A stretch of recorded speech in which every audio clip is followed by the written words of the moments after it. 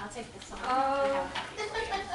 Well, one of them, this isn't an 80s song, but she gets You Are My Sunshine, but you are my sunshine. Oh, she gets that one a lot. Yeah, so this is Sasha. And she's a sweetheart. And I was in Denver most of the day yesterday, and then I knew I'd be gone a lot of today, so she was in my mom's, so I just went and picked her up. Because we're funny about our dogs and my family. I'm like, babysit your furry grandchild. Cool. Well, we will get started with our first posture clinic. Are you all feeling kind of settled and grounded after that, and like you have gotten your water and your bathroom break? Yeah. This is Erica.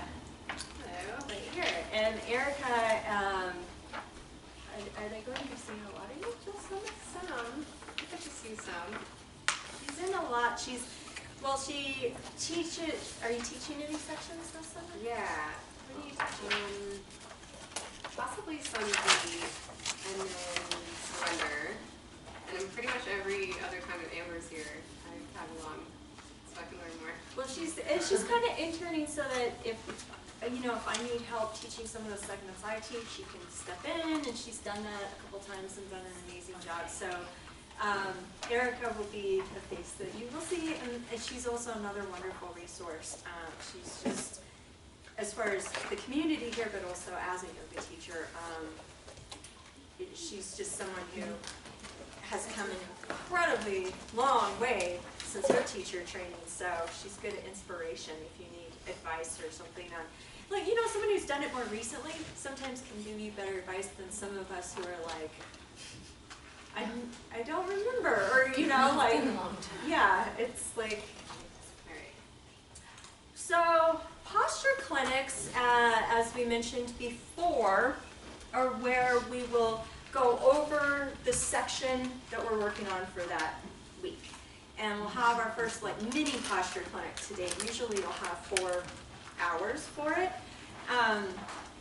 If you want to follow along, we'll get to this eventually. We're not there quite yet, but in either your folder here or your manual, or if you want to look at the online manual, we have these sections that show each pose. And there's space for you to take notes there. It's a picture of the pose. It's either, I think Suzanne and Anna are the only models in these, but we wanted to make sure we had people doing the right things. And not an example of what not to do, or not how we're teaching it. So you'll see the picture, you'll see the name in both English and in the Sanskrit. The Sanskrit for vinyasa is not required. It's nice to do, but not an essential to do. So when you're looking at your life and what is a priority to you this summer, you can just decide how important that is to you or not, but you can always go back and refer to this also. There is, on most of these you'll see cues, adjustments, so that's hands-on adjusting, which we'll start with right away, and then modifications, ways to slightly alter or change the pose for just different needs for people. When you come to posture clinic, just always have this ready, whatever section you're working on. You might, there is in the manual a list of, and maybe she emailed it to you. I can't remember what else in the email anymore, but the breath and the pose, breath and the pose. So that could be helpful to have if you want it with you. Something to write with, obviously, and yeah, that's all you actually need. It's helpful if, say you're here half an hour early on posture clinic days, you can help by moving the tables out of the way and putting down a mat. You can always just grab a rental mat from back behind the counter. So that's one thing you could do so that we can start on time. But usually the teacher will get that ready, but if you're here and you want to do something, that's something too. Although for vinyasa, probably actually you won't have to worry about that because hot is before you in the morning.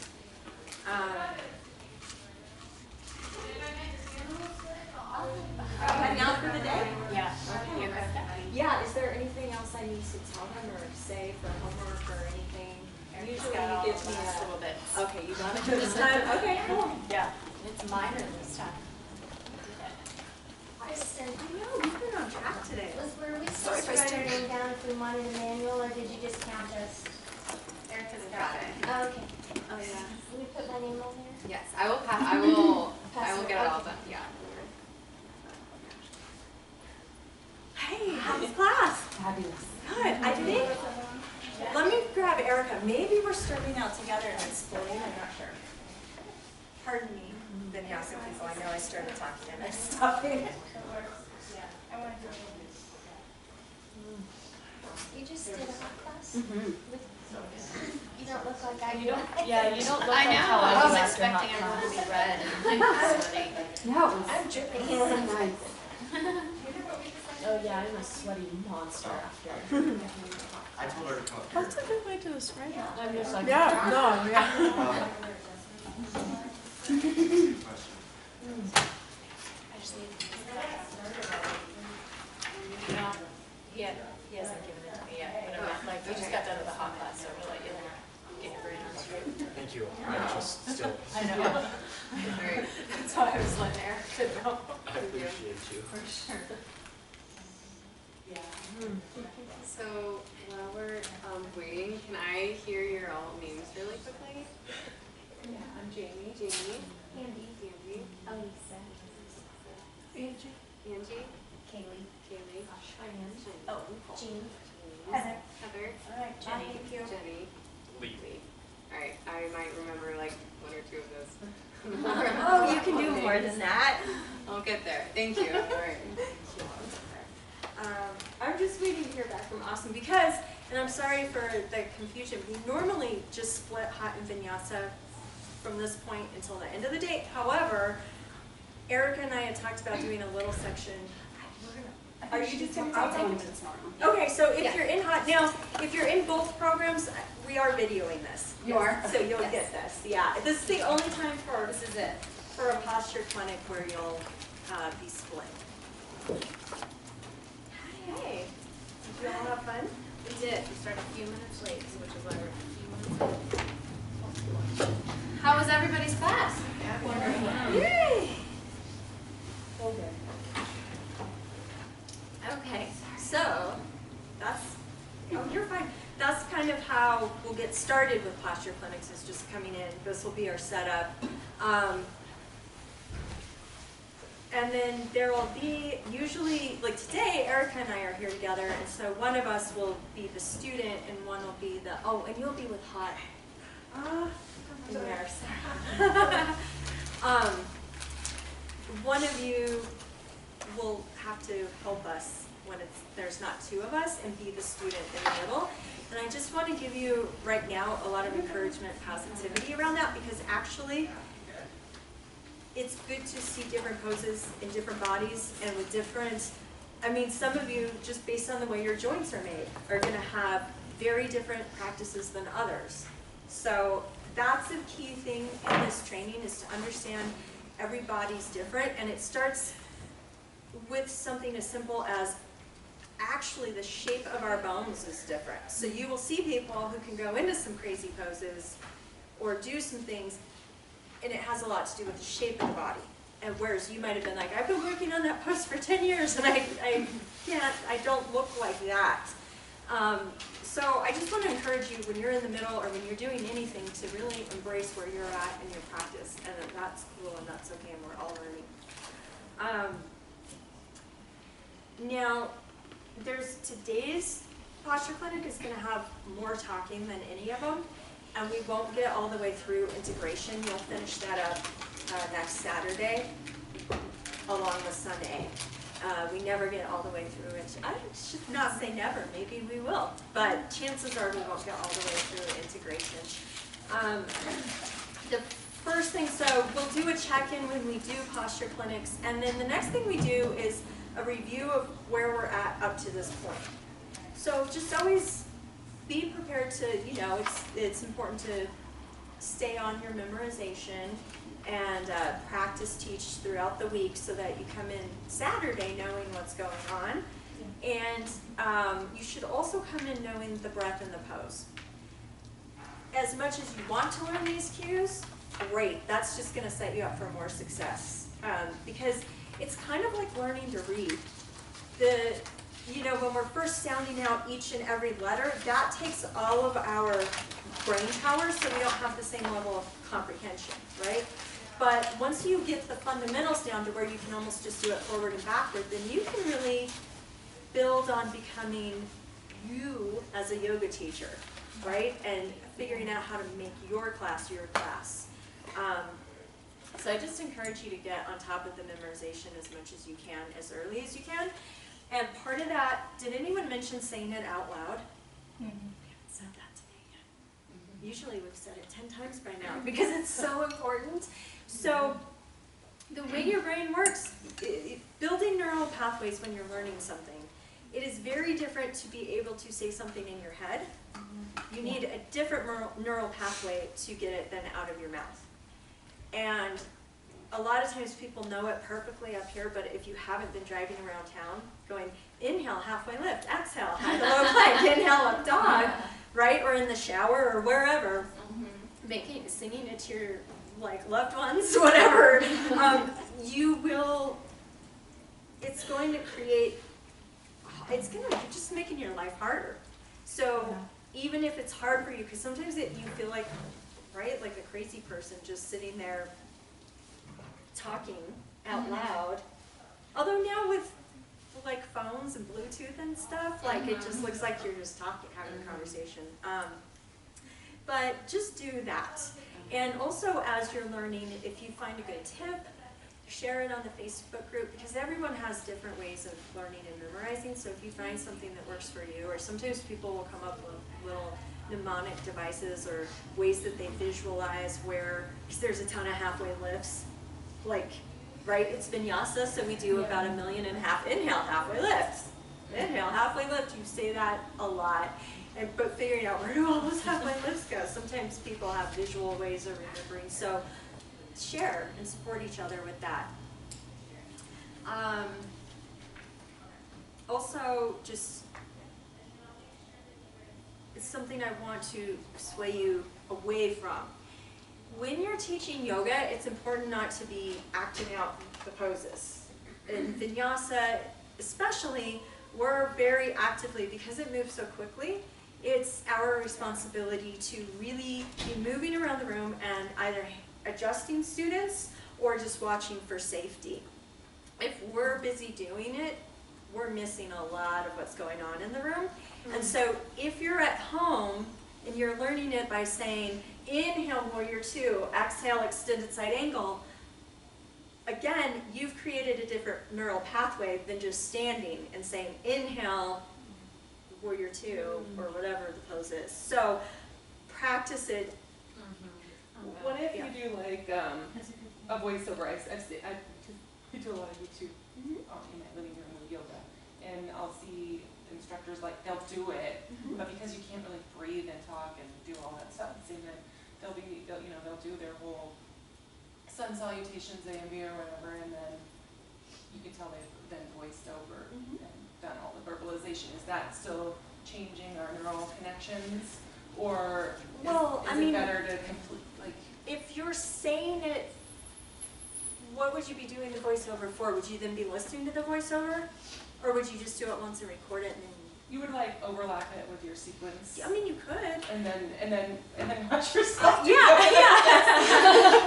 she brings up, actually, that's a really great point. One of the best ways to get a sense of your own pace and what you're really saying when you're giving the cues is to record it and practice to your own recording. Make sure you're not talking recording. too fast or way too slow or something. Or another thing that two things we work on a lot in here, and you wouldn't think this would take a lot of work, but it really does, is filler words.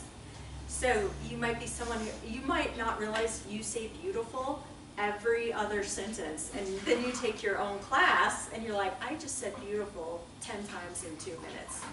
Like, beautiful. beautiful. Beautiful. Inhale, beautiful. And you can also hear then if you do things like, again, especially with vinyasa where time is of the essence, right? You have a lot of things to say with very little time. We want to say it as concisely as possible.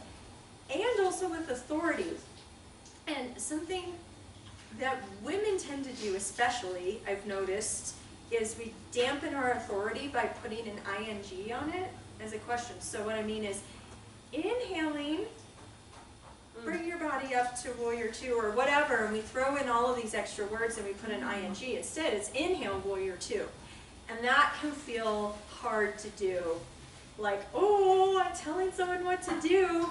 So that's something too to listen for yourself with those ings and extra language. And I'll get back to some of that more because there are some things, we'll talk a little more about that. But before we do, one thing about just the sequence you're doing in posture clinics in general. So these are the cues you're learning. It's by no means an exhaustive list of all good cues ever. We really limited it to some fundamental good cues that are going to work well for you and that also won't overwhelm you. When you are learning too many cues at first, we used to have a lot more cues than this, and it can be really just overwhelming.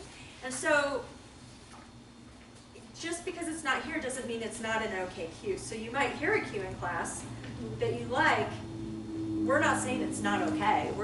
This is just what we've come up with that are going to, it's going to really allow you to get your students safely in poses and into the safest version of the pose for a fast-moving vinyasa class.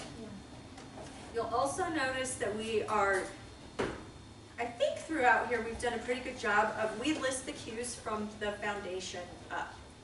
And that's when you're thinking about giving cues, that's the order you want to give the cues. Yeah? I Right? totally noticed that too. Like I start from the bottom and go. And why do you think that is? What's the reason? Stay grounded in it. Yeah, I mean it's stability, right? So whatever part of the body is touching the ground, that it builds the foundation for the rest of the pose. If you are giving, and it'll throw off the rest of the pose if you give it later too. So if someone's in warrior two, and you know, say their warrior two looks kind of like this, and you're like, okay, energize through the arms, and they energize through the arms, and then you're like, and then move your knee toward the wall behind you, and they do this. Oh. They, you know, it's like the upper body. So we just kind of build bottom up, and it's also just safer and more stable that way too.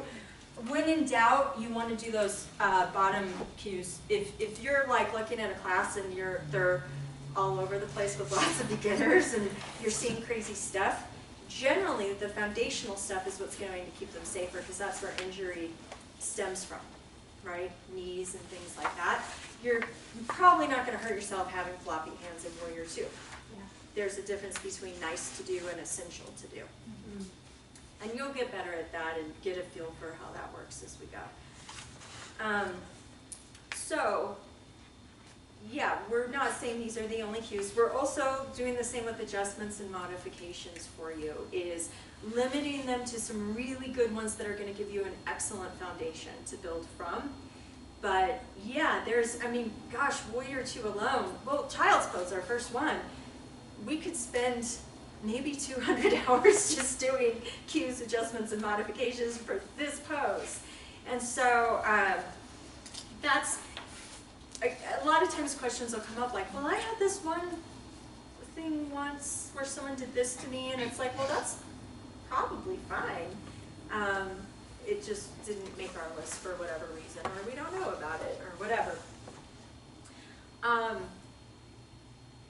But these we really want to have you learn these and then expand later, because this will just create a really good foundation for you and a really great framework for you and your teaching. These are cues you really can't go wrong with. So, yeah. get used to saying the cues in this order, and you'll want to write this down. Well, will you cue me into a pose from down dog? Yes. Okay. The Or way that you would where like do you want me? I don't know. Do one, and Okay. you all decide if she's doing it the way we would like it done or not. Okay. I would do start from the lunge. Okay. This is so hard. Lift your right arm up into the air, left arm to follow. Lift the torso, gaze forward. Spin your back heel down to the mat. Back heel. Oh. Warrior two. Oh, I'm in warrior two. I really didn't know. I was confused. I was so confused. I thought you were going to crescent, and then so obviously that's probably not the way we're wanting you to do. So Okay. that versus inhale, warrior two. Spiral the back heel down to the mat. Feel an external rotation of the left hip. Extend the arms out long. Nice. So, did you catch the order Yeah. with that second one? Yeah. She just started Can you from say the it again? foundation. Yeah, do it again. Inhale, warrior two. Spiral the back heel down to the mat. So, what's the first thing she says? Inhale. And that's the breath. Yeah.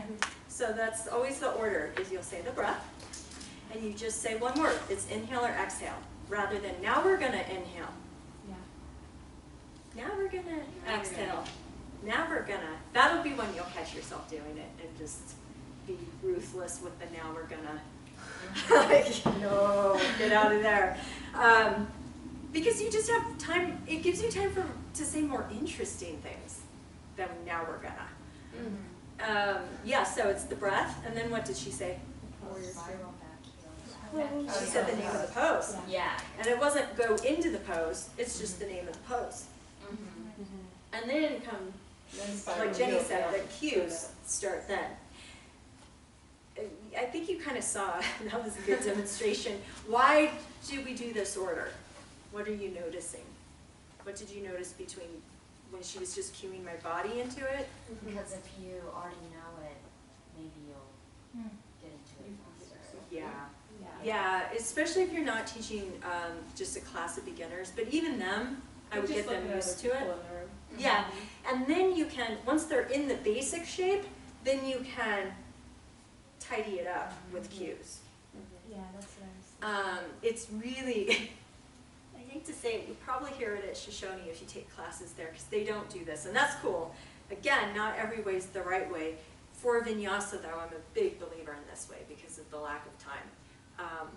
But it is, for me, maddening when I'm just like, why didn't you just say warrior two? Like, I just did this weird interpretive dance. And yeah, so really, and again, be strict with yourself on the words you use in getting there. It's just learn it. Inhale, warrior two. And with all of those, just really learn it that way now, and it'll be such a good habit that will carry you so far. So, as we go through these too, what we'll do in your posture clinics is you'll go through each one. We'll have someone, either one of you or one of us, depending on how many instructors you have for the day, will be in the middle, being the student. The other one will demo, you'll talk through the cues, you'll talk through adjustments, you'll talk through modifications, and then you partner up and you go teach. And then we come back and learn another one or two, depending on how time's working out. You go teach, you come back. And then at the end, you have practice teach time with your partner. It's usually how it's going to go down, just to give you the global picture of what you can expect with posture clinics. Is there anything else I should say about that? I think so. Okay. So questions on what we're doing in posture clinics, or what our point is? Is it pretty clear? Okay. One thing that's not on here that I'd like you to help instructors remember, we want you to, in each posture clinic for each pose, to learn these three things: cues, adjustments, modifications, but we also want you to know why the heck we do the pose. So one of you, if you don't hear it from the instructor, be like, but why? But why child's pose? And that's in different ways. It's why is it here in the sequence, right? Because sequencing, there's places where child's pose is great, there's places where maybe not. Maybe in our flow we don't do inhale warrior two, exhale child's pose. Inhale extended side angle. Some of it's pretty obvious, but it's still good to have that conversation, but also why the pose in general. And that's on a physical and energetic level. I want you to start thinking in those terms of, you know, even if we talk about energy in yoga, and even if that's not your thing, you can think about there are certain poses that are more calming and some that are more activating, or some that are going to build focus while some are going to build expansion, right? So do make sure, hold us to task on that, because it's not on here. Sometimes we just get going and forget, so I'll ask. So why child's pose, calming? We'll get to that. Oh, Yeah, let me get to some other stuff first though. Thank you though. You asked me that in about 15 minutes. Okay. So before we even get the students into child's pose, there's some other stuff we have to do. And that's just how we greet them and what we say when we go into the room. There's some special instructions we give when they're in child's pose. And so we'll go over those things. What do you notice? And it says it here, but maybe without looking. What do you notice? What does a yoga teacher say when they come in the room? What is some basic information they might give? Their name. Name. Yeah. This is your 5:45 vinyasa class, or welcome to your 5:45. Right, the Whatever. Class, yeah. And then just a general, like you said the word welcome, just a general show of welcoming or gratitude. So those are the three things you want to think about.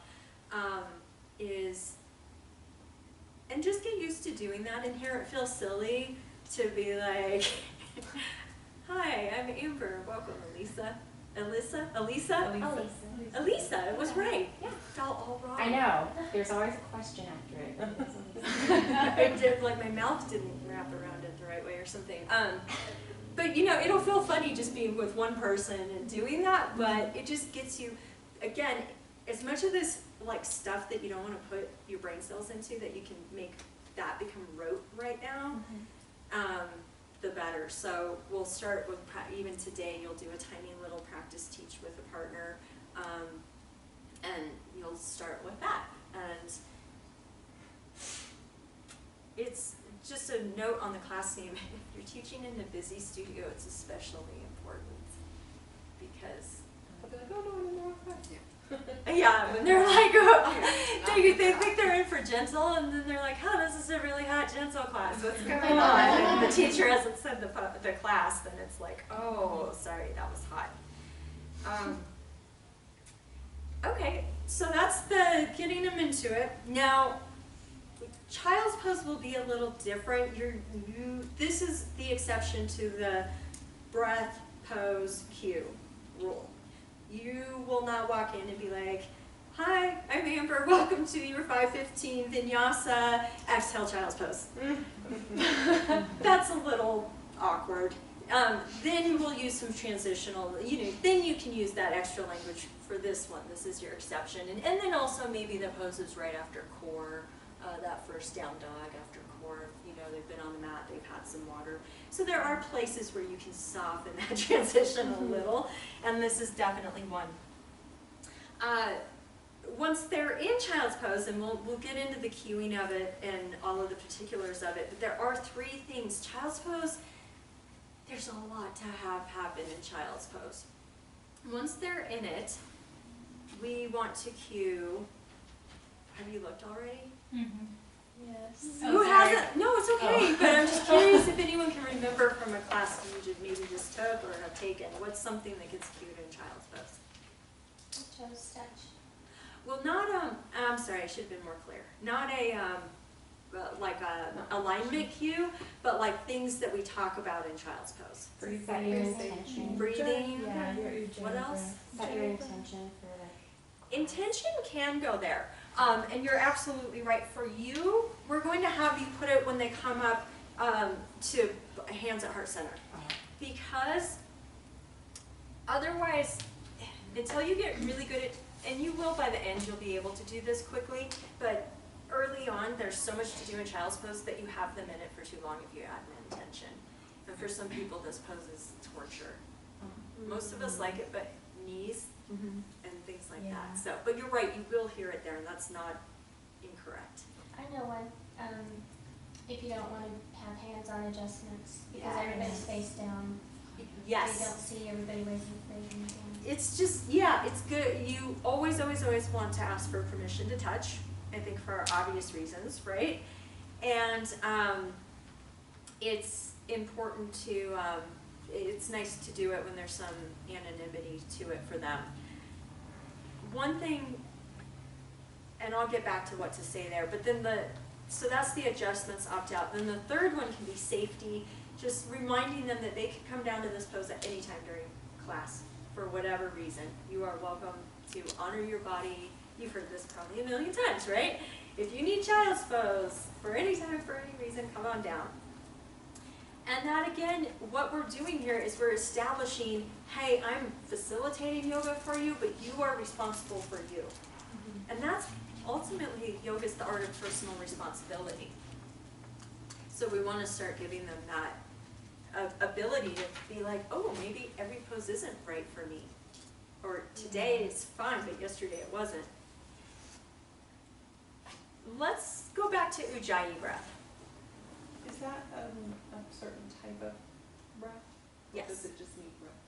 It is. So what kind is it? Audible. Isn't it Say it again, Angie. Audible. Audible, yeah. So you Yeah, often it's hear like it that. cued. It can be, some people say it sounds like the ocean or it sounds like Darth Vader. Either one is fine. The cue, a good cue is there's a slight constriction at the back of the throat. Inhale and exhale through the nostrils, or breathe through the nostrils.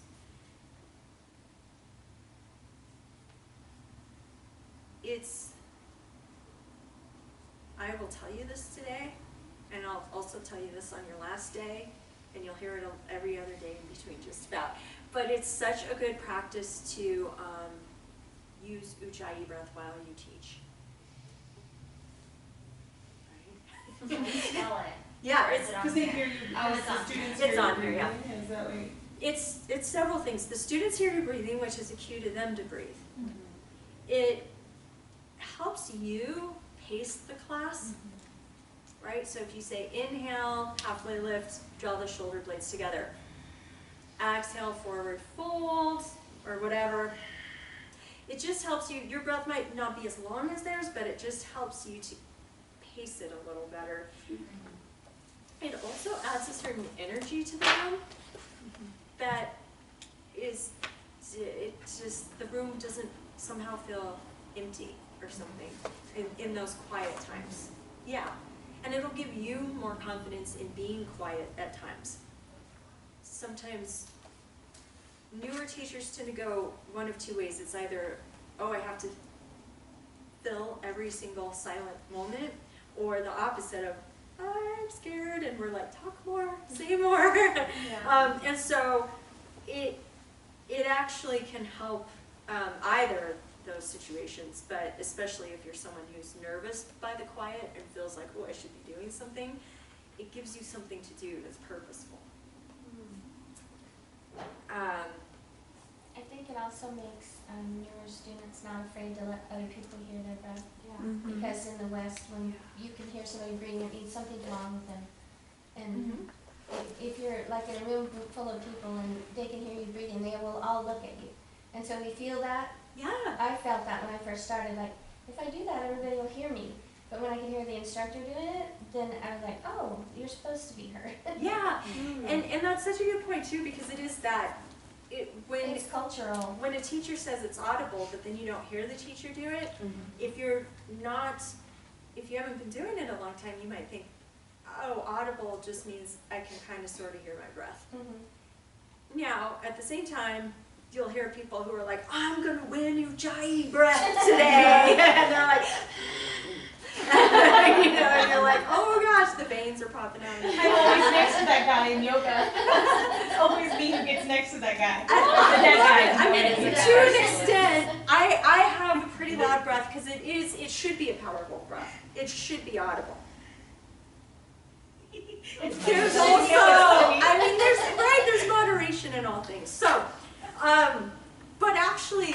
I'd rather have someone doing that in my class than that breathing, or doing this little like mouse breathing. Like just, because the breath is really what's creating transformation. We can make all kinds of shapes with our bodies, and we do in all kinds of athletic endeavors. And this is part of what makes yoga different, and it's part of what will make your teaching different. I know for me, when I finally got the breath, it took me forever to understand, like, oh, really make noise, and really, you're not just, it's not just a suggestion, it's like, do this. When I got it, it just changed my whole practice. And so if you're not there yet, I encourage you to work on it in your practice, but then with your teaching, it will take your teaching to the next level too. Why do we use Ujjayi breath with vinyasa? Do you know? Doesn't it warm up your cores and your serpent that goes up your spine? I know that's a different thing, but I'm trying to like, it warms up all the chakras or whatever. And like, it does have energy. Okay, so energetically speaking, it is both calming but heat building.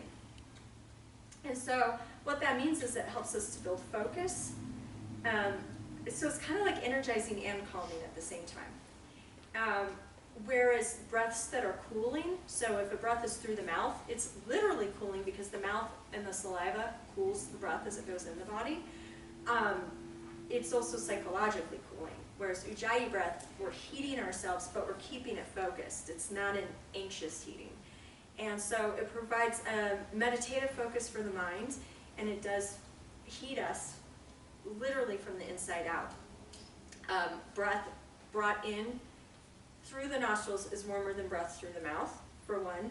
But for two, then when we add that constriction, we're narrowing the passageway, and so it's actually creating more friction, which creates more heat. So we actually are bringing warmer air into the body. So, but I think more than anything, it's just such a good mental focus, too.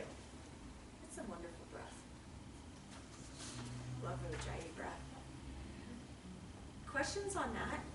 What does Ujjayi mean? Breath of fire? No. Breath? I don't know. Bellows. Bellows?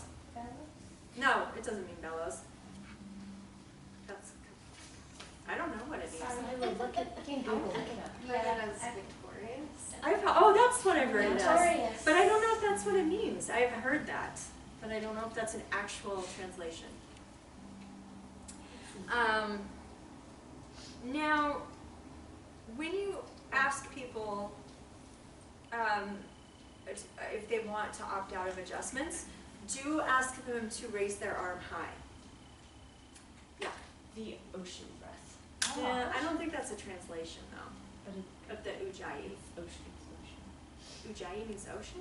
Yeah. Huh. I mean, as by Wikipedia. Yeah, no, that's cool. I just never knew that. It's kind of It's blowing almost my like mind waves because I thought, Yeah, it makes sense to me. well, yeah, I mean, it totally makes sense, but it almost makes too much sense. yeah. like it doesn't always line Do you have up a to where. Sanskrit like dictionary over there? Because I that would be great. I wish that would be cool. I want to learn. I'm just gonna go. So, when you're giving them the opt-out for adjustments, have them raise the arm high. Why? Yeah, so you can see them. Even if you have two students, if someone does this, Oh, God. you're like, well, was that a twitch? Yeah. Did you, or you might not even see it, and so it's really have them get their arm up there. And then that just multiplies if you're in a class of 20 or 30 people. And then actually don't adjust them. Remember who they are. I was about to ask you, like, if you're in a big class, like, how do you remember, like, It's easy. Why? There's usually not very many. Yeah. And pay attention. Yeah. Really But pay it's, attention. how often do you think someone opts out? I mean, I do have somebody who comes to my class weekly who opts out. But at this point, she's easy to remember. But aside from that, I mean, once every couple of months. Yeah. So it's super easy, but it's just a matter. I actually one time adjusted someone, and in the middle of the adjustment, I was like, oh, I'm so sorry. I was like, you opted out. She's like, yeah, but that's okay. So luckily, she was forgiving about it, but you do I speak from personal experience, remember who they are. Yeah, I never know because I'm always So in do you child's say post. that? I don't know how many people actually raise their It's hands. hardly anyone. And a lot of times they'll tell you in advance too, you'll hear twice because they'll come in and be like, oh, my shoulder's bothering me, so I'm gonna opt out today, and then they'll opt out again, so you get a lot of times you get a double, but sometimes you don't, so. Did you have a question? No. Okay. Was that in the beginning of the class that you say, Yes. raise your hand if you? This will be while they're actually down in child's post. Okay. Yeah, and I'll model all of this with Eric so you can see it too, because I know I'm doing a lot of talking, and I'll show you what it all looks like. Okay. A quick note up in the square here too on that child's post page, just you'll see two types of cues in general throughout here. You'll see transitional cues. Usually that is breath, posture, and then we might, let me think of an example. Like when you're going from down dog to the top of your mat, if you switch to, if you go to mountain pose, so page 50, no, not 59, just kidding, 60? Wait, well that one works too, but I meant 59, ragdoll pose. A transitional cue, so they're in down dog, but sometimes we do give a little more, and so in this one it'd be inhale, look forward, exhale, walk your feet to your hands, or inhale, look forward, exhale, ragdoll, walk your feet to your hands. So there are times where we give you those transitions. It will point it out, say transitional cue, otherwise they're cues within the pose. Hey Karen. Hello. In general, you're probably not giving all of these cues for all of these poses. Learn them all, but in reality, like in mountain pose, maybe, let's see, there's like 7 if I counted right. I would say between 3 to 5 is in general. Sometimes you might even, 3 is a pretty good number to go for in most poses. But yeah.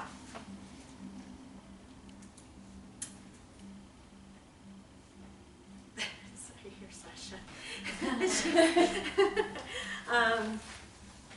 Okay, so other than now learning about child's pose, what questions can I answer for you?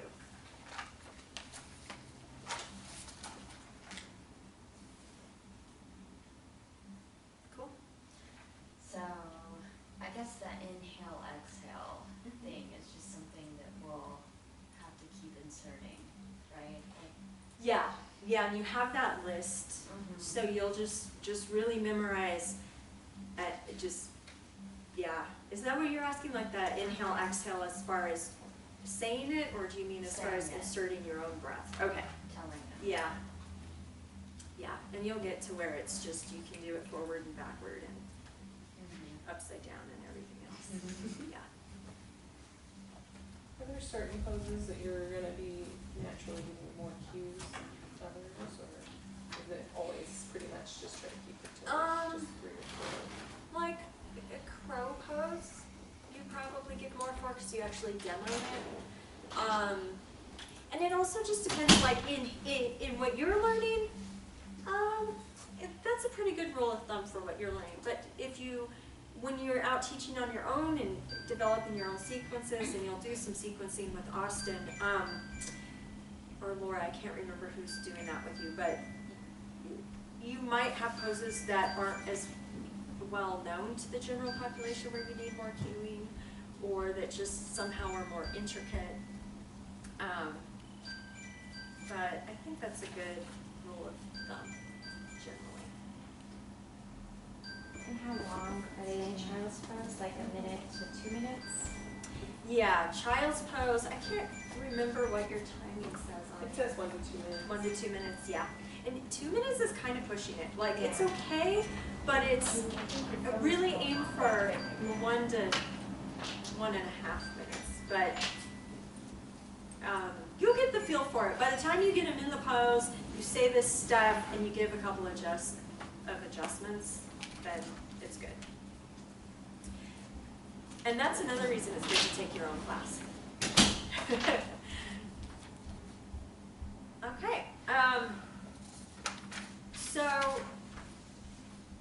let's talk about the cues, the adjustments, and the modifications. I'm going to go through the cues. When we get to adjustments, I'm going to have to take a bird walk because we have to talk about a little bit of the how-to with adjustments in general. And then we'll get back. So this is a lot today, like just getting through child's pose. Okay, first cue, big toes together. Why do we do that? Space. Yeah. And it's just a lot kinder in general. You know, big toes together and knees wide. If we don't have big toes together, we tend to get funky stuff happening with the knees. So this is just also helping to support our hips, which helps our knees. Hips to heels. This is one we say because it doesn't mean hips have to touch the heels, by the way. Not everyone can do that. Not everyone has that range of motion. But some people, if they're earlier on in their yoga life, they think this is the pose. Now, maybe for their body that's the pose, but if they can go back, that's just going to be a more comfortable place for most people. Forehead to the mat. Why do we say that? Forehead to the mat. Oh. Yeah. Does she know your yoga cues? When she was in Kristen's training like 8 years ago, I had her, and we were doing up dog, and she walked in the middle and did her up dog. And I was like, oh my gosh! So let's talk about forehead to the mat. So even though forehead to the mat might not sound like an alignment thing, what is it? Sorry for the distraction, but at least it's a cute one, right? Yes. What does forehead to the mat do? Yep. So a lot of times these cues sound simple, but we're creating a more intricate alignment. Whoa. There it is. And it's a lot easier to do that than to be like, keep a neutral curve in your cervical vertebrae. Like, People be like, what is that? yeah, like it's a lot easier just to be like forehead to the mat. Wow. Reach arms forward and fingers spread wide. Why these two? To open up your chest. Yeah, and it also just starts to energize the pose. Part of why we do this pose, so now to get to Jenny's question, one of the reasons we do this pose here is it's a very introverted pose, right? There's not many more introverted poses, but it's kind of this moment of being like, I'm leaving everything that happens to me today behind. I'm resetting right here. But it's also a time where we're starting to come into our body. And so by activating even through the arms, we're starting to say, hi, hello. I don't know, I've been with you all day and I might not have said hello, fingers. And so just to bring awareness into the whole body, even with child's pose, is important. Child's pose also, let's talk about physically. Are we strengthening anything here? Not really. I mean, we are, if our arms are active, there might be very light, I wouldn't even call it strengthening, but light, like shoulder and arm, and maybe even a little bit of upper back activation. But mostly we're starting to open. What are we starting to open? Our chest. There's a little of chest open there.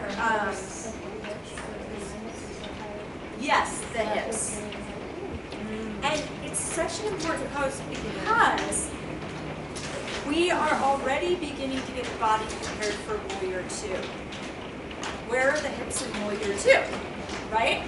So here is closed hip. Here is closed hip. Here is almost closed hip. Now we have open hip pose, right? Once this is turning externally away, we are getting into open poses, and we don't do that most of the day. We walk with closed hips. Generally, most of our sitting, especially if we're at a desk, although sitting on the ground with kids might be different or whatever. I mean, I know different jobs can be different, but a lot of people at desks all day, right? We go do the incline, we go for a hike, we go for a jog, we're doing closed hip stuff. And so one thing yoga does for us is it opens our hips functionally. It doesn't mean we ever have to get our leg behind our head. That's not functional. That can actually really jack you up. And we start with this pose right here, because chances are whoever's in your class has not opened their hips much during the day. And then we're already sneakily preparing them for the Warrior II poses. So this one has 6 cues, and I feel like they're all necessary. But, I mean, you just pick a few of those? Yeah, I mean, they're not all necessary every time. And part of it too is you'll get used to looking at your class and seeing what you And picking a cue. Okay. Yeah. At first, you just kind of learn the cues and robotically say them, and you're going to be like, hips to heels, you know, but after a while, you're like, oh, okay, that person, I don't think they know to put their hips to their heels. Or, oh, this person's hands are just flopping around. So you develop that part. Yeah. When in doubt, for our purposes, just pick the most foundational ones. Or maybe like 2 foundationals and a not light foundation and me touching the ground.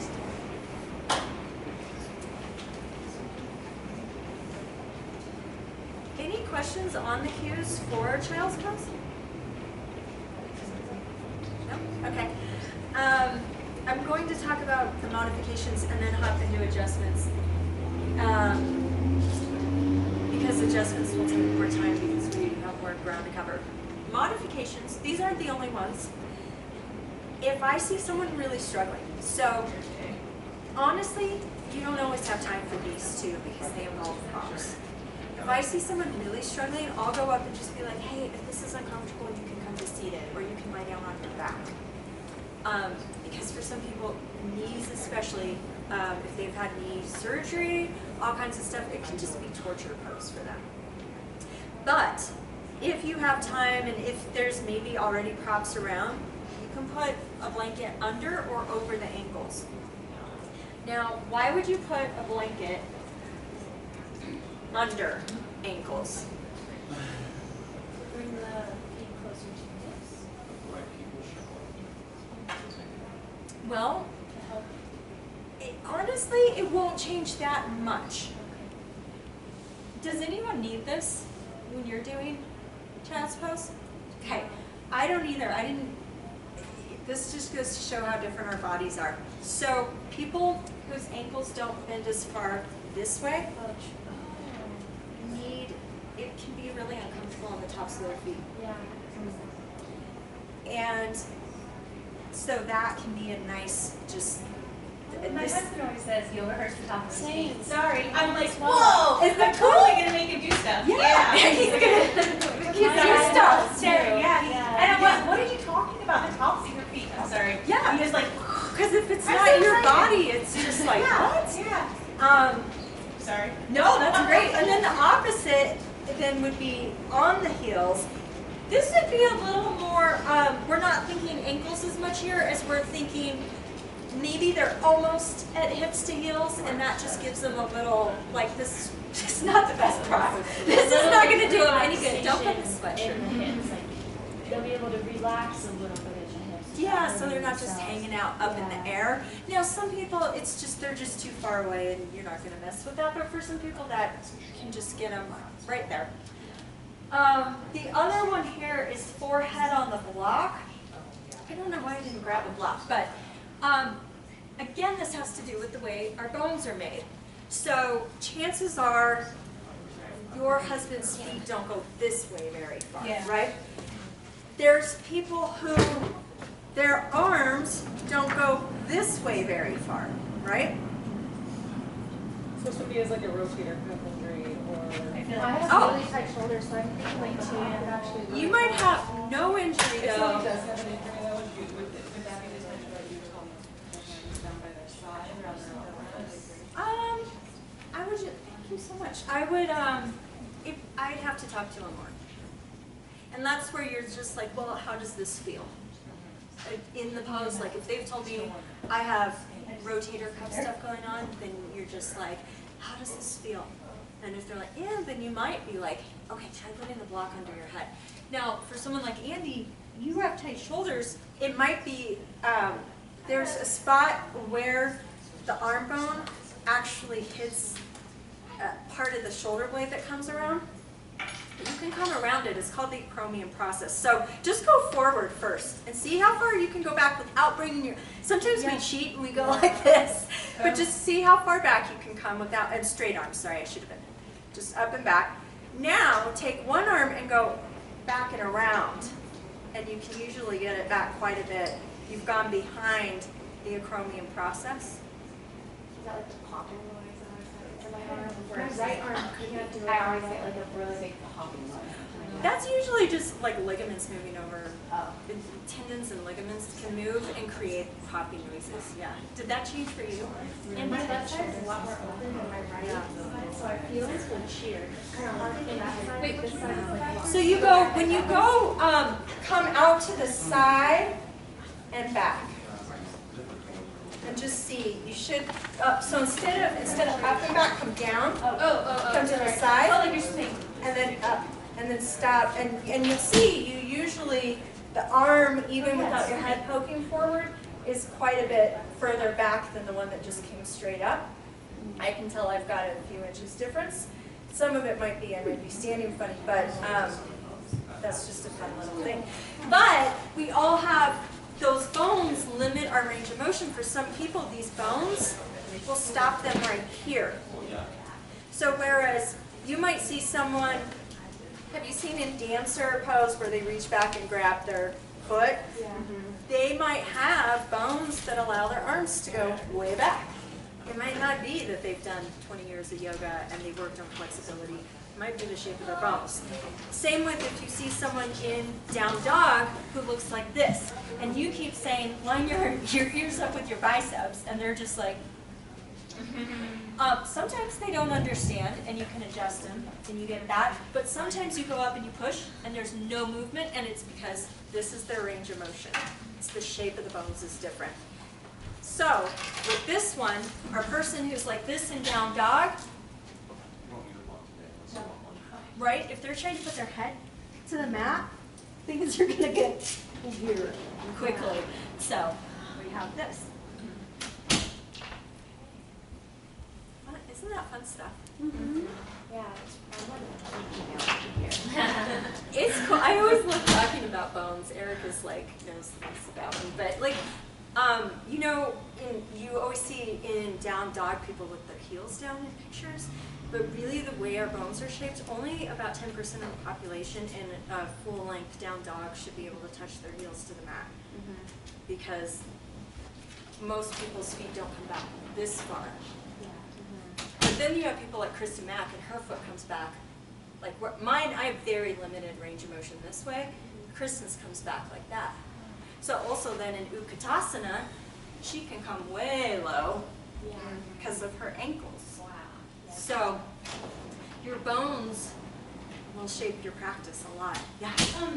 For someone with like knee problems, or do you ever put the blanket like under their knees for their practice? Or? If that's the problem, yeah, there's a lot of times You know, where so they if can it's see just it? the pressure of the knee on the ground, sure, yeah. Sometimes I honestly do that. I'm like, is that okay? Oh, it's all, I don't like have knee problems, It's but sometimes fantastic. it's just nice on those So little, if they little can't, Yeah. soft spots right there. They Yeah. can be great. Yeah. if they can't bend their knees, okay, like my husband does yoga, but he tore both of his ACLs. Oh, So yeah. he can't do all these positions that I can do because he can't sit Sure. on his knees like that. I Yeah. tell him. So what does he do? Well, this is, it just, I wouldn't do this pose if I were him. Yeah. I would either lie on my back or even on, another good pose that's, this is a nice introverted one, is to start out in crocodile pose. So it's still shutting the world out, right, and kind of getting our thoughts focused internally. So you can get those two options. Yeah, and that's the thing, now there is yoga for everybody, but not every pose is right for everybody. But how would you know when Yeah, to like- offer that? Because if the person comes to your class and maybe they don't even know like oh, I don't have to be uncomfortable. And they're just suffering through. Like, when do you offer those modifications? Like, at the beginning of the class, do you tell them you can do child's pose or this pose? Yeah, I'll tell you with knee injuries, it's very rare you don't see it. You'll see that they're uncomfortable. Yeah. But yeah, I mean, you can say, if this is uncomfortable, wave me over and I'll help you find a different pose. If this hurts your knees. Like, if you're not sure. If you think somebody might be uncomfortable. Yeah, but let me just add too, like, if you're at a place like this, we have alerts. So if someone has had 2 torn ACLs, they should have told us it should be on a waiver, so you know going into class, I've got a person with 2 bad knees. I'm going to really watch that person. And if I see them struggling, I'm going to go over and be like, hey, let's try this version. Yeah. Yeah. I was gonna ask you, like, make it like a class, just say it so like that person doesn't feel like, you know what I mean? Or would you go over and whisper, or just It kind of depends. depends, you just gotta feel it? You got to feel it out. Yeah.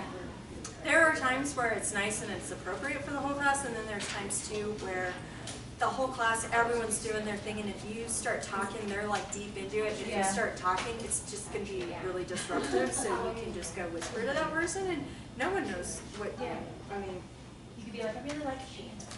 yeah, yeah, it could be anything, or like, your practice is amazing.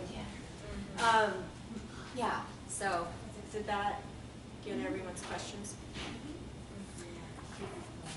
Okay, let's talk adjustments. We'll get through this stuff today. Here are some notes for you on adjustments. There are different kinds of adjustments, or you can call them assists. Some are just visual or like directional. So if Erica, will you do, or do you feel safe doing a lunge with your knee a little far forward of your foot? So this is when you see a lot, especially with newer students, or students who don't know how long their legs actually are. And you know, you've said ankle under the knee. Well, this is a safety concern. She's being careful not to put weight into it, but I would, instead of trying to move her foot, I might give her a directional cue and say, hey, bring your foot to my finger. All right, there we go. So sometimes that can be an assist. It doesn't, just know you can be creative. It doesn't always have to be getting in there and moving their body yourself. Okay? And is it typically always better to kind of go up and do something like that versus saying, Erica, bring your foot forward a little bit? It depends. I like to be careful with people. I don't want to call anyone out and make them feel self-conscious. Yeah. At the same time, I have some students, like, especially when I taught beginners, I had some people who were not beginners who came to my class every week. So, and I knew that they were people I could do this with, that then my beginners could learn from. So if I saw like Steve, who came to my class every week doing something like that, I'd be like, hey Steve, bring your foot up a little more. You've got really long legs. You've got to compensate for that. Or so, you know, you can make it a thing where then it's a learning thing for other students. But I would only do that if I know the student and I know it's okay.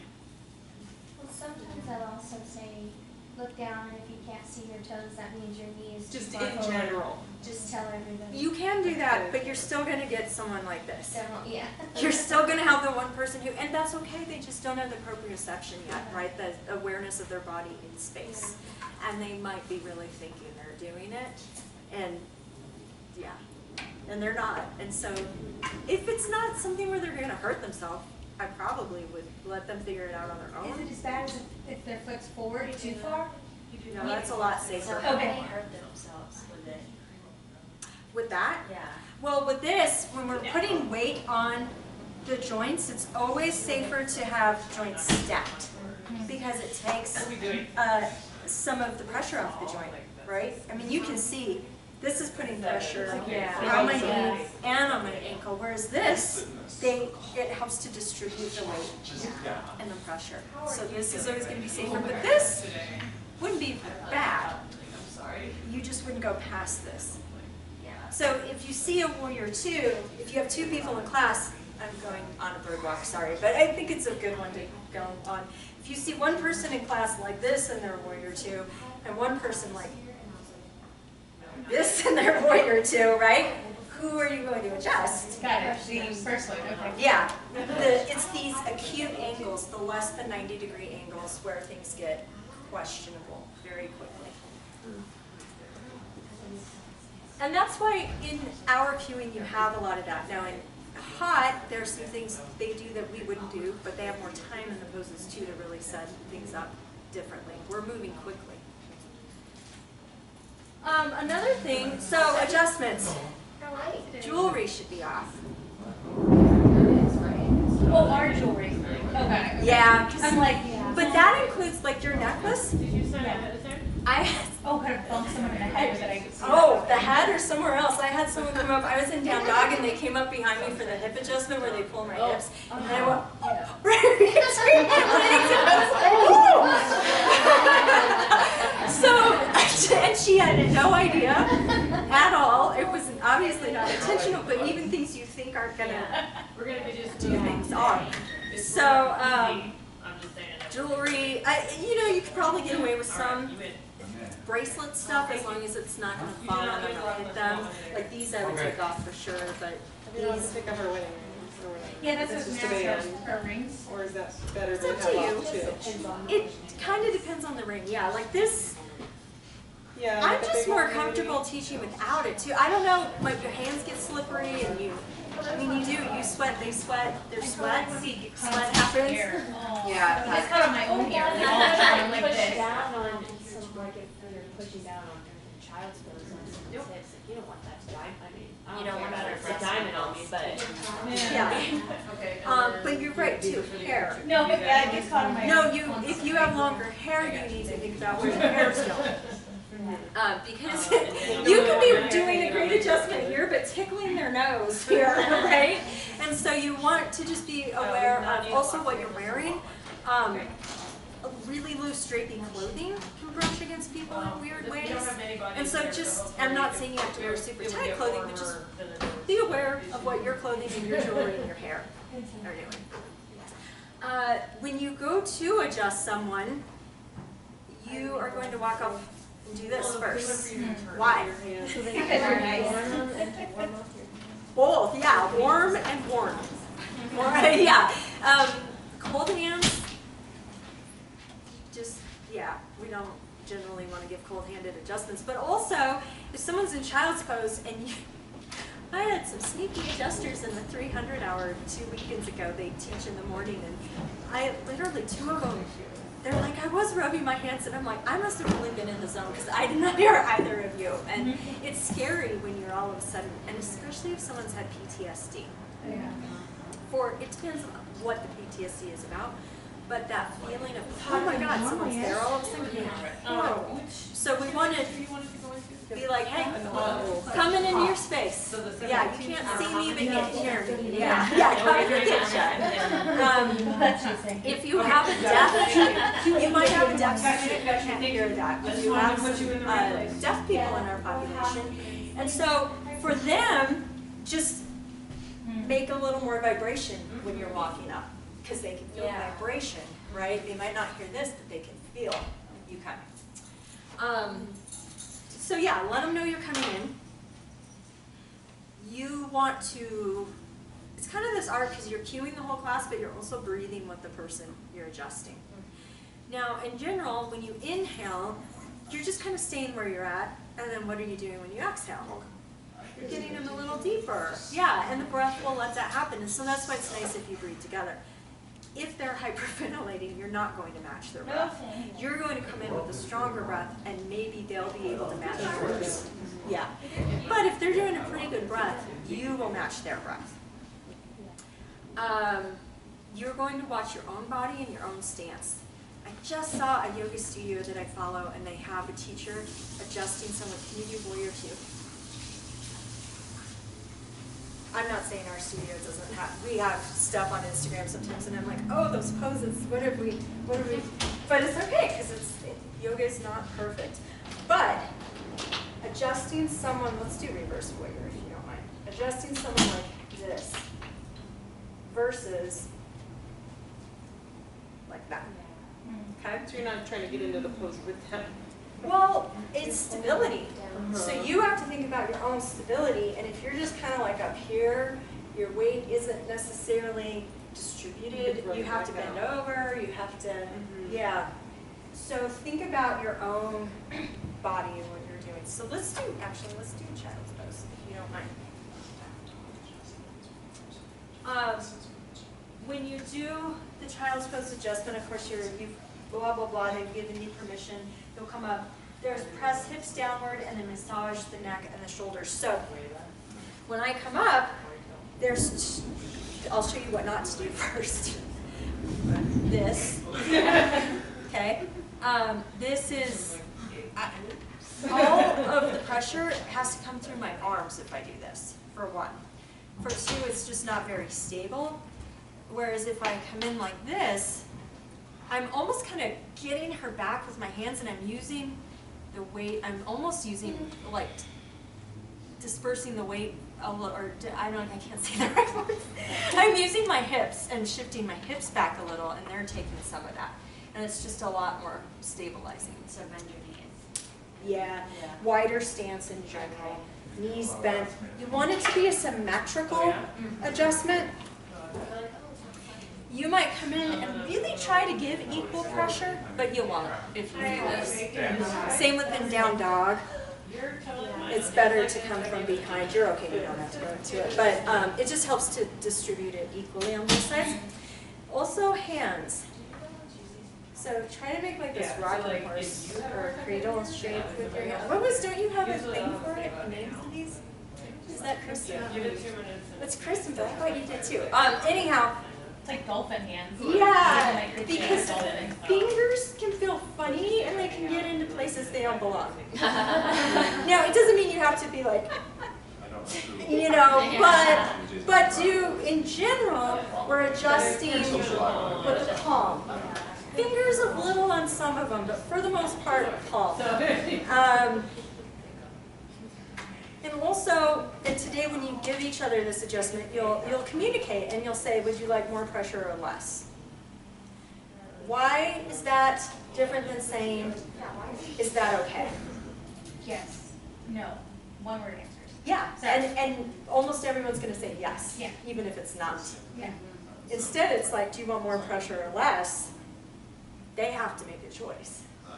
So really get good at saying to each other, do you want more pressure or less? Most of the time, especially as newer teachers, you're going to hear more pressure. You can give more pressure than you think you can, usually. So this first one, you find, well, Erica, you might not want to come down quite yet. There's these bony little points at your back of your hips where it's near your SI joint. It's where your sacrum meets your hips. Here, can you find yours? Feel them on your own back. For some of you, like mine are about that far apart. For some of you, they might be that far. For some of you, I've seen them 2.5 inches apart, depending on the width of the sacrum bone itself. Can you feel those two little bony? Come here, feel mine. And you kind of have to dig in, feel right in. Okay. Go over this way a little more. Oh, Feel those little bumps? That's what you're looking for. Yeah. a little mouth. Yeah, turn around. Is that okay if I film? Yeah. Okay. Is that it? Come into child's pose. Do you mind coming into child's? Okay. Sometimes if you're standing, like I feel like I'm going to push her over. I'm obviously not, but it's just easier to find them. Sometimes, oh, they're higher. That's why. Okay. Yours are up here. Can you feel those little knobs? Yeah. So that's another thing too, is the length of the sacrum can be different on people. Some people's will be down here. But in general, we're just going to come up and find, in general, those spots. You're not going to go up to everyone and poke them.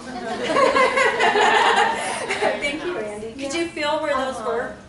And I've seen them where they sit. Yours look high, but I've seen them, we have a teacher here actually who's look really high and narrow.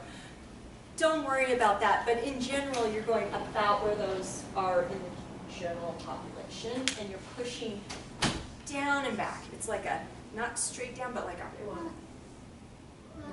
that's the sound, okay? And that's the adjustment for that, and then I'll show you if you don't mind. Thanks, Erica. you can do both of these. So you can come in and, you know, you're adjusting here. And this creates a little length, right? Is this going to be right for someone whose hips are up in the air? No. Because it's going to put pressure here. There's a reason the hips are in the air. So it's only for people whose hips are already on their heels. And then another thing you can do then is hold their shirt in place with one hand, and you can come up the back and then give, again, not fingertips, but almost with this L or J shape, depending on how you're looking at it, part of your hand, doing a little bit of massage. Okay? And you can't even do, I have fingernails right now, not on purpose, they just grow really fast, so I'm not going to do this exactly on her. That's another thing, think about your fingernails. Because I could actually, I feel like my fingernails are going to get her if I do this one, but you can come back and do shoulders. If someone's butt is up like that, do you just do the adjustment where you say? I would just do these. Amber, would you Oh, like just me that to one? lock the door? Yeah, please, thanks, Sharon. Yeah, it just wouldn't be the adjustment. They're just not ready yet? Yeah, yeah. Thanks, Erica. That made me think of something else. The reason we give adjustments, I forgot to give you. One of the reasons is safety, right? We want people safe. That's probably the #1 reason. Some adjustments just feel good. Is it going to make her safer, me rubbing her neck? It'll relax her. It might. Her focusing. It could actually, yeah. We could make the argument for that totally, yeah. Physically safer, even maybe, because it might relax her. But really, some adjustments are because they feel good. And part of that piece is that you might have people who haven't had any human touch come into your class and they haven't been touched for a week or a month. No one's hugged them. In our culture, unless you're in certain circles or have a support system, we tend to associate touch with either sex or violence. And yet we know that humans need touch.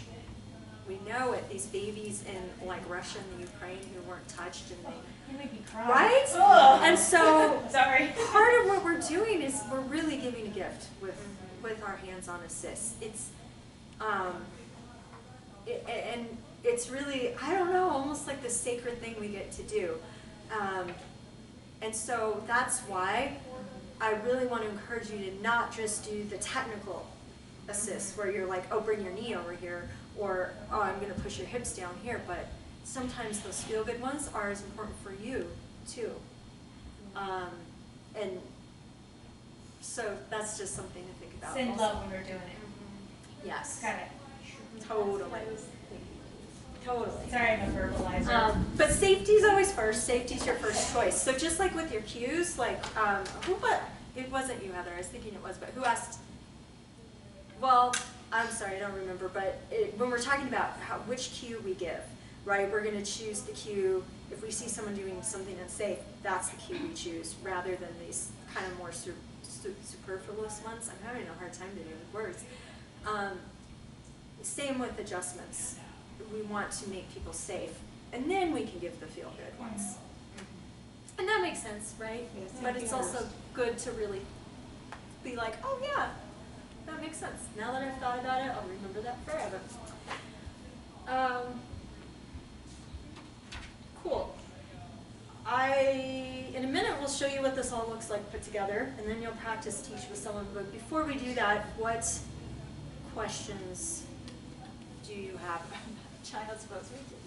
We're not getting to, this is the only pose we're doing today. It's totally normal for this posture clinic because there's so much ground to cover. Yeah. But I was hoping to get to cat cow so she could do some. Do you have questions on it? Okay, well let me show you what it looks like. Or do you want to show them so you can do something? I'm kind of fine with it, right? I'll be the student. Okay. All right, so wait, don't come in yet because I'm going to come in and introduce myself. So will you face this way? Look, I'm even going to walk through the door. No, you don't have to mind walking through the door. didn't know, this is your 3:36 p.m. Vinyasa class. We're going to do one pose today. It's going to be fantastic. So let's start in child's pose. Bring your big toes together, knees wide, forehead to the mat. Reach the arms forward, engage the fingers. And take a moment to settle in here. So this is where you know you have 1 to 2 minutes, so you might want to give them just a little. Take a moment to drop in. Notice how your body's feeling. Notice what you brought in with you today. Then start to build that Ujjayi breath. There's a slight constriction at the back of the throat. And as you breathe in and out of the nostrils, you'll create almost a Darth Vader-like noise.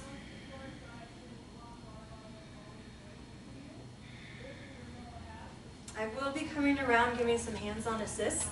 If you prefer not to be touched today for any reason, please raise your arm nice and high so that I can honor that. And also know that if I give you an assist and it doesn't feel quite right, you can shoo me off. This practice is all about you.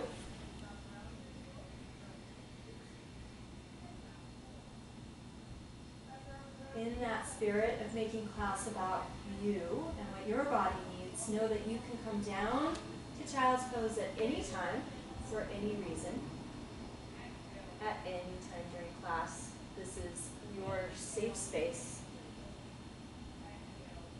and that's child's pose. Okay? Thanks, Erica. You can come on out. So what you'll do now is practice that with each other. You'll find a partner. Do we have an even? I think we'll just go, whoop. I'll assign you today, because sometimes it's easier on the first day not to be like, who's my partner? Just like that.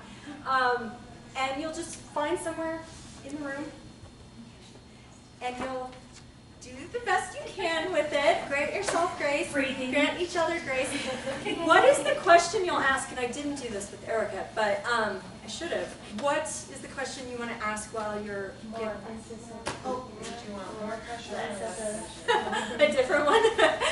Yeah, do you want more or less pressure? Okay. And you can just say more or less pressure.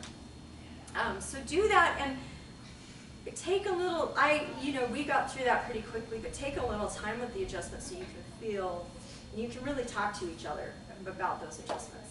So one of you will go, then you'll switch. Erica and I will be here. Call us over if you need anything. Hey, go teach some yoga. Okay. We'll take about 10 minutes. I don't care. I'll be your student. Or did you want me? No. Okay. Or are we supposed to do more later? Okay. I'm just very thankful. Welcome Jenny to your 9 yoga class. Today we're working on Using my nose having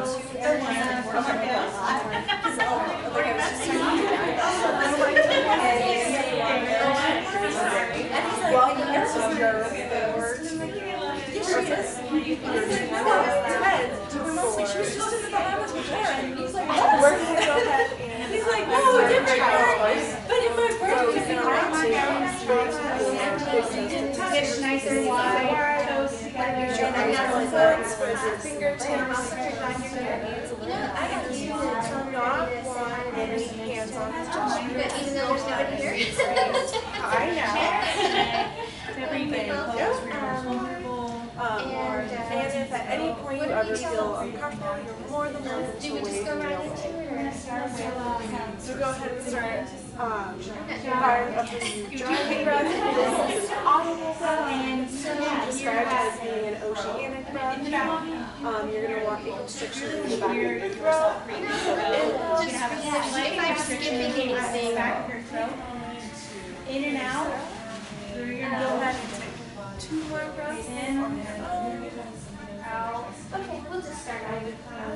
Okay. As pressure more or less So in child's pose, would we not spread like arms to wide, reach well, us sorry. and lean forward. It's easy. Spread out, shoulders relaxed. And forehead to the mat. And then maybe just check in here and see how you're feeling today. If anything's tight, if there's any part of your body you can relax. If you want to take a few organic movements. So like your hands like going up, that felt really good. Oh, good. I was like, oh, perfect. Once you're centered, adjust to Ujjayi pranayama, Ujjayi breath. And that is a very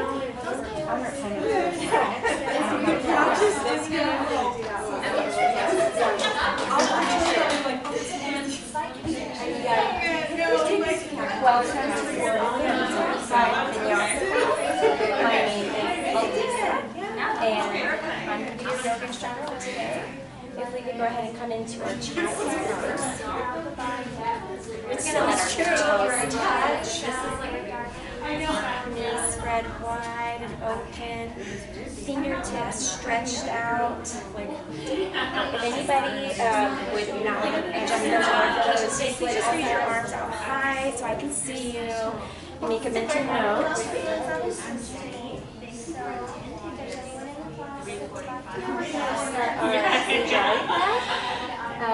This is an awful breath. You breathe in through your nose. Exhaling out. Bringing the air deep into the belly. Exhaling out.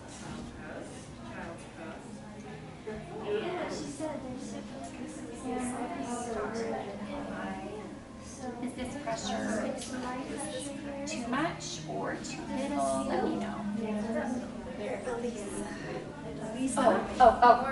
Squatting. I used to be close with an Alicia, so I keep wanting to add an extra. That's what I'm doing. Okay. Yeah, so come up. And you might have to go a little lower. Actually with your hands. So let me Right can I show here? you? Yes, please show me. I think we want to go right about, how's that now? As far as the spot, is that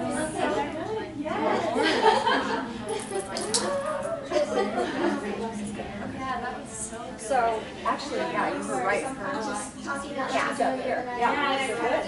The hands still. It was like, I don't know, I felt like.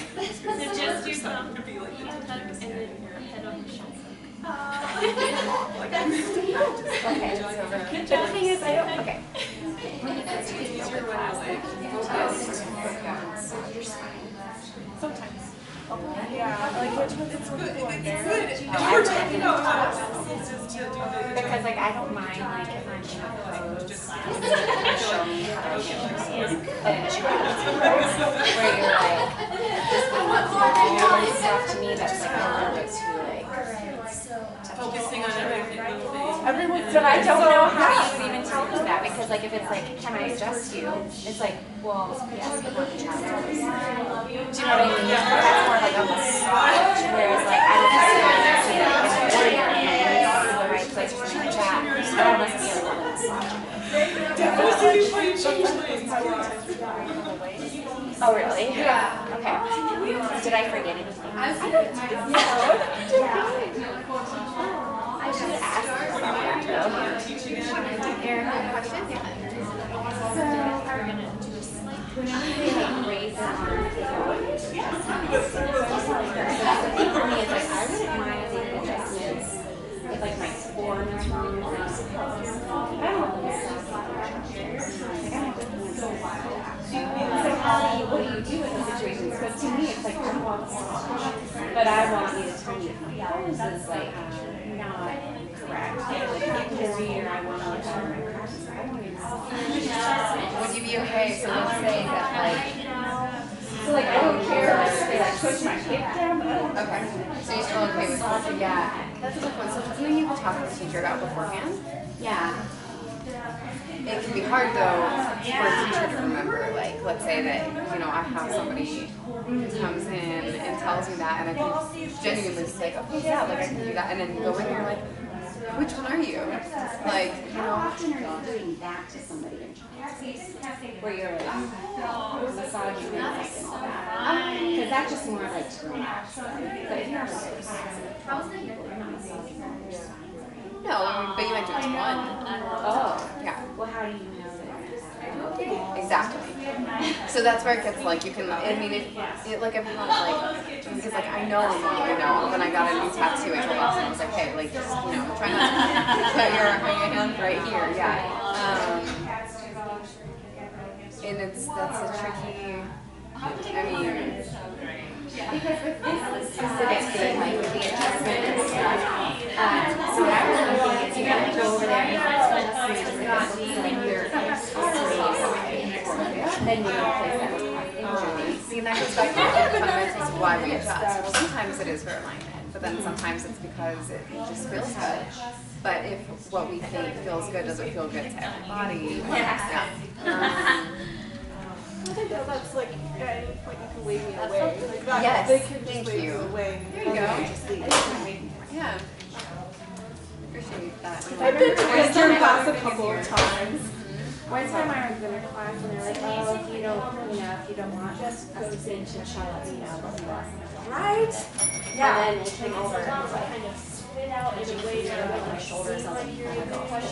Like that's, because to me it was mildly, like if I feel like what I did. I felt like I had not like rushed through it to make sure that it was yeah. Do you do it in a first so I don't want to be that person that taking somebody else's fault. Right. So what I like to say, when I say like you can reach me off at any time, like I won't take offense to it. This practice is free. Like I add that extra like to be funny because I'm not a person where I wanted to read people off and I haven't. Yeah.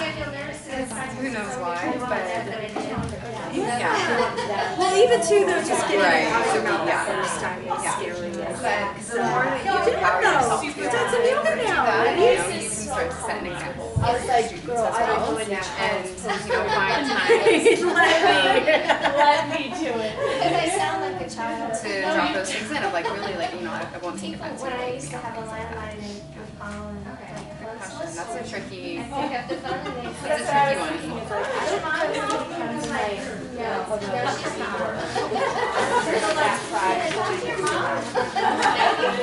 It's a good way to get out of, like, telemarketing calls. Like, no, she's not home.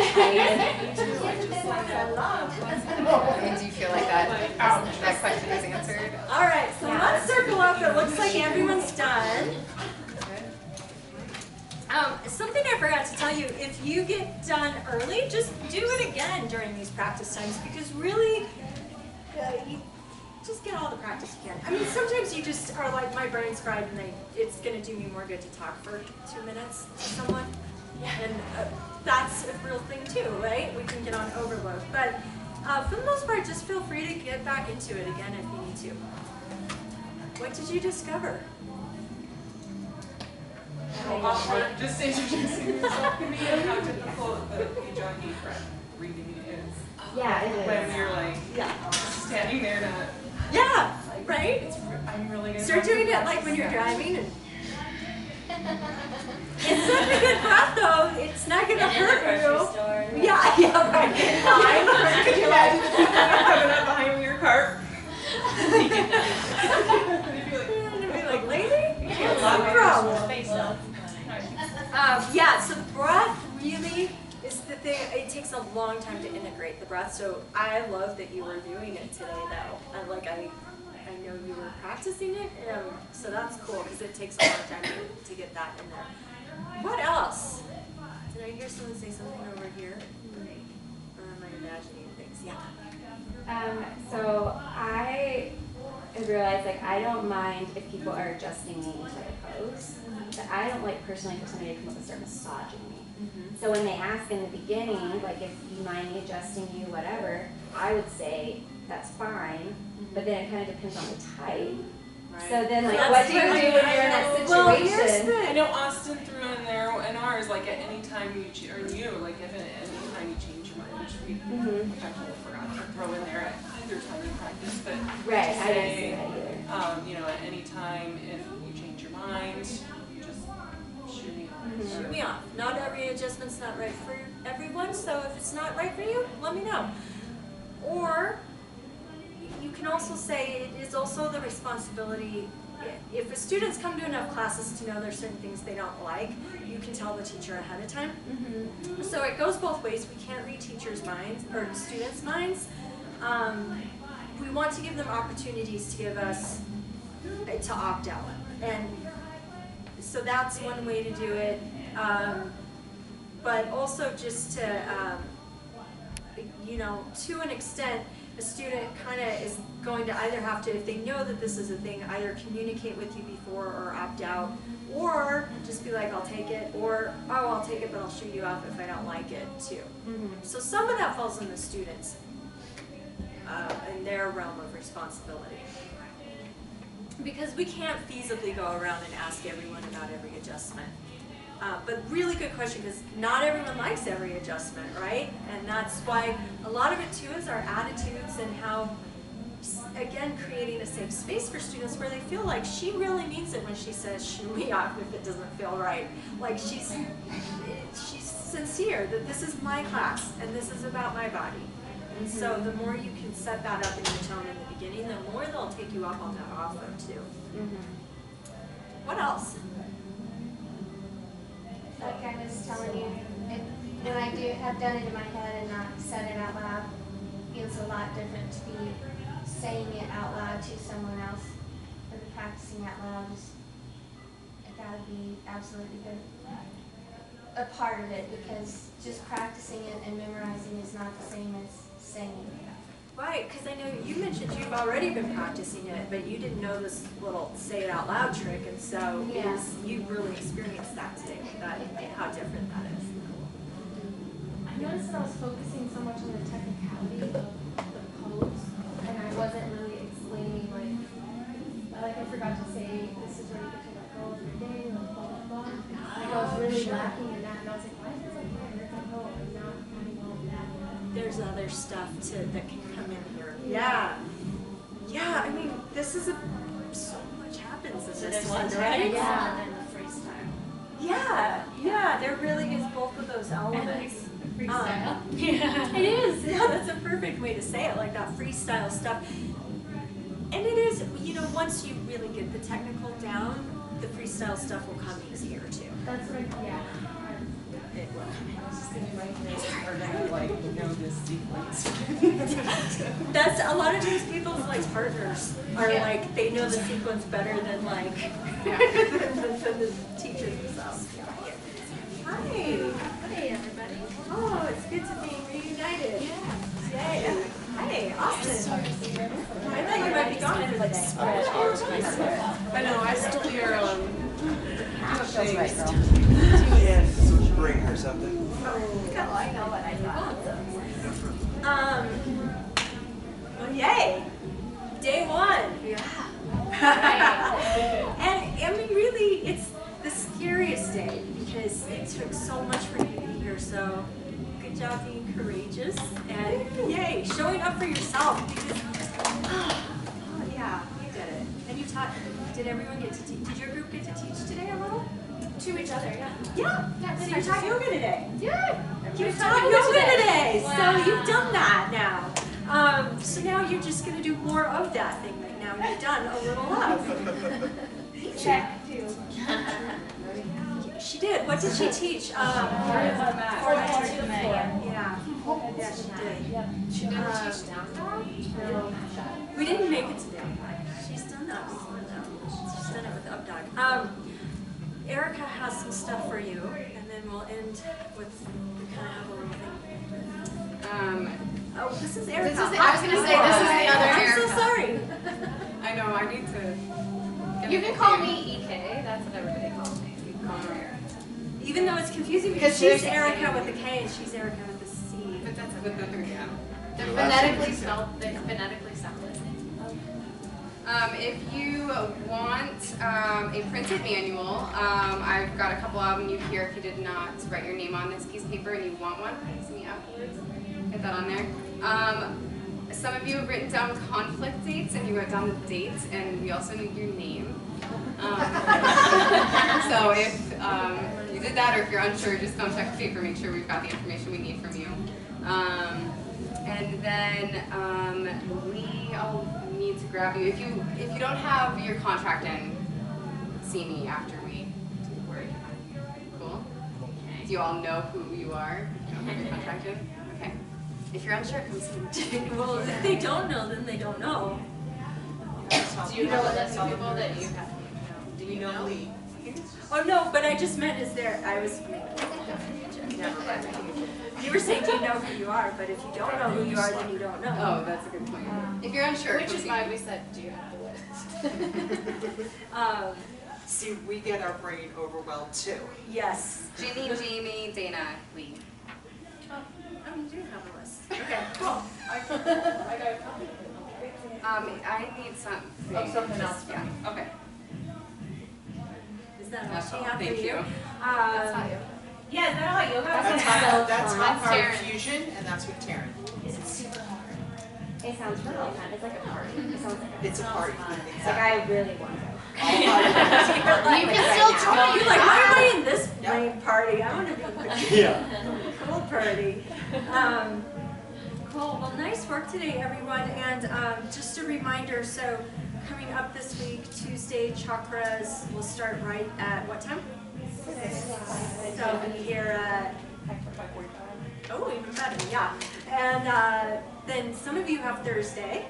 Yes, the HOTS have Thursday. It starts at 6. So you know what to do and how to prepare. Vinyasa, your next posture clinic is Saturday. So be ready for those of you who weren't in Vinyasa with us. You'll see this on the tape too, but just know what poses are coming up and what breath goes with them. The more memorizing you can do now, the better. So we're all we got through today. Those of you who's doing both tracks. Okay. We got through child's pose. There's a lot of other talking that happens. It's always that way. No, it's always that way because there's all this like before you begin stuff. But do watch the video too. We will get that posted for you if you're in both. But so it's Saturday for Vinyasa, you'll be doing the rest of integration after child's pose and Sun A. So have that, start to wrap your mind around that. And Kristen will post, did she say, do you have a question of the week this week? I don't think she said, I think you do. And so that'll be posted, do you know what day? Monday. Monday. By noon. Yeah. And I think that's it, although look at your reading schedule for your upcoming book clubs. So keep an eye on that, keep an eye on other things that are coming up. You can always start observations, everything else. Blah, blah, blah. Great work today. Day 1 check. You good?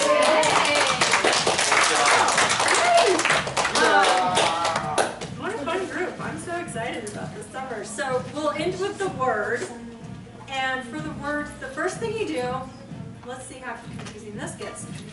Turn both of your thumbs to the left. So that means your left hand is up, your right hand's down, and then you hold your people's hands. Hold your people's hands. And we always end this way. It's a nice way to kind of seal our time together. And we'll go around, someone will say a word, let's do a squeeze this time. You'll squeeze a person's hand, either way you want to send it. So you can send it to the right or left if you're the first person. The word can be anything. Maybe you're hungry for avocado, and that's your word. Like that's all you've got on your brain. Maybe you're inspired, and that's your word. It can be whatever. So I'll start today, and gratitude. Hopeful. Grateful. Openness. Supercalifragilisticexpialidocious. Comfortable. Inspired. Date night without children, that's one word. It's a hashtag. Excited.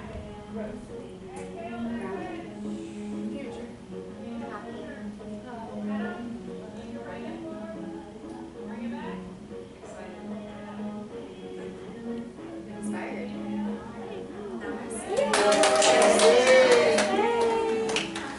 Remember, it's okay to feel overwhelmed right now.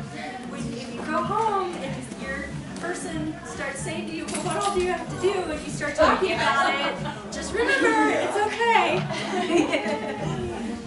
The sound people help with that. I already have my neck planned, we're good. 1%. Yes. I'll do this.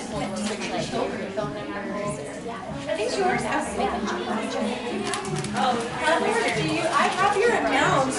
left everything as you wanted to do. Yeah, can I go? Yeah.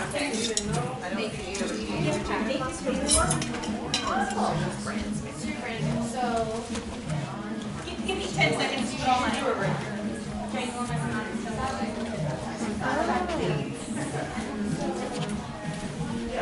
No, where did this go? I really can't remember what I don't remember where it was. Oh, okay. She must have gotten it. Okay. oh, sure, you want to grab the other side. I do know, because I was just doing okay, nice. So I was like, that's for the towel. Okay. Is any of those work? Yes.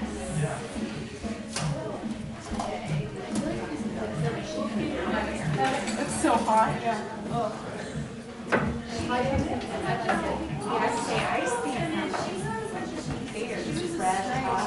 Right, and then this is for here. It's just like the little portion that we covered. Yes. And then let me see here what's all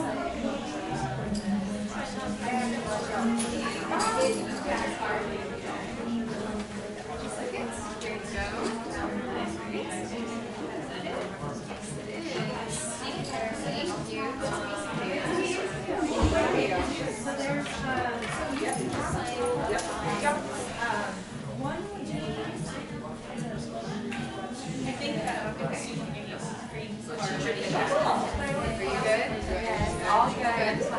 Thank you. Okay, awesome.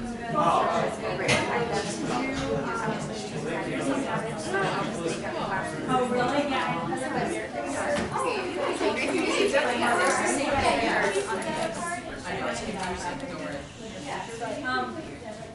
So you have two options. One is wait and Yes, you did. okay. And then you do that, and then, When you class have Yo. Oh, dude, the Saturday or did that, was that already done? Oh, yeah. Yeah, whatever that. Amount of classes. I'm sorry. Yeah, no. Good job today. But the other thing you could do if you wanted